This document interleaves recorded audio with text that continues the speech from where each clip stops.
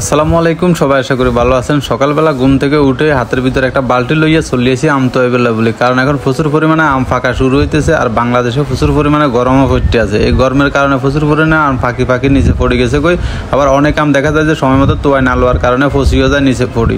তো সেই জন্য আজকে সকালবেলায় এই যে আমের বালতি লই চলিয়েছি তোয়ায় আমুল লইলে। আর আপনারা অনেকে বলছিলেন যে ভাই আপনার ফিকিনেসটা 13 যে হাঁসের বাচ্চাগুলো আছে এগুলো একটু ওজন দিয়ে দেখেন যে এগুলোর কেমন ওজন আসছে। তো এগুলোর বয়স চলতেছে আজকে 14 দিন। তো সেটাও আপনাদেরকে আজকে দেখামু যে হাঁসগুলার বয়স আজকে 14 দিন কতটুকু ওজন আসছে। যাই হোক, আরেকটা কথা বলি, যারা প্রবাসী ভাইরা আছেন এখন কিন্তু আম কাঁঠালের সিজন, প্রচুর আমও পাইতেছে। এখন কিন্তু ছুটি নিয়ে দেশে চলে আসতে পারেন। দেশে আসলে এখন প্রচুর পরিমাণে আম খাইতে পারবেন, কারণ এখন গাছের ভিতরে প্রচুর পরিমাণে আম পাইতেছে। সুতরাং আর দেরি না করে দেশে ছুটিতে চলে আসেন, ইনশাল্লাহ আম খেয়ে আবার চলে যাইয়েন।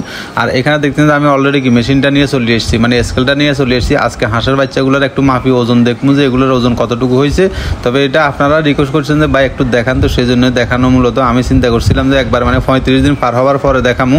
তো আপনারা অনেকেই চাইছেন যে এটা একটু দেখানোর জন্য, তো আজকে সেজন্য দেখাইতেছি। দেখা যাচ্ছে আমরা এটারে জিরো করে নিছি, যাতে একবারে সবসাথে ছোটো বাচ্চা, এটা মানে খামারের ভিতরে সবচেয়ে ছোটো বাচ্চা মাশাআল্লাহ 380 গ্রাম হয়েছে একবারে, মানে খামারের ভিতরে এটার সাথে আর ছোটো নাই। এটা হচ্ছে 380 গ্রাম, এটা ওইটার সাথে একটু বড়। দেখি এটা কত গ্রাম, মাশাআল্লাহ এটা 465 গ্রাম, মানে 465 গ্রাম, আধা কেজি তো অল্প একটু কম আছে।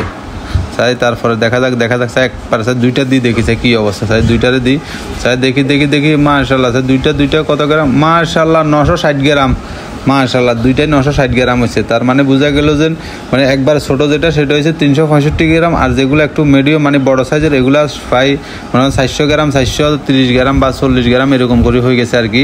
আর এখানে দেখেন আরেকটা ছোটো বাচ্চা দিচ্ছি, মানে ছোটো যেগুলো ওইগুলো আর একটা সাইজ আর কি। ছোটোগুলো এই যে 300, এটাও তো 400 গ্রাম, মাশাআল্লাহ এটাও 425 গ্রামের মতন হয়ে গেছে কই। তো বেশিরভাগ বাচ্চাই দেখা যাচ্ছে 400 450 গ্রাম হয়ে গেছে, আর যেগুলো একবারে ছোটো ওইগুলো 360 গ্রামের মতন হয়েছে আর কি।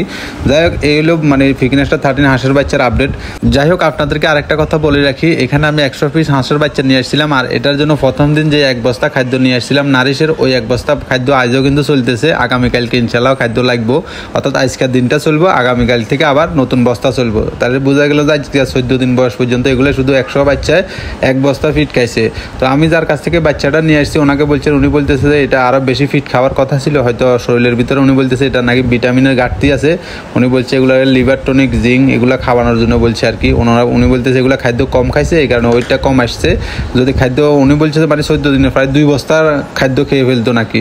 যাই হোক, হয়তো মানে আমি তো এটা জানি না, উনি হয়তো ভালো জানে। তো উনি বলছে যে এটারে লিভার টনিক এগুলো দেওয়ার জন্য।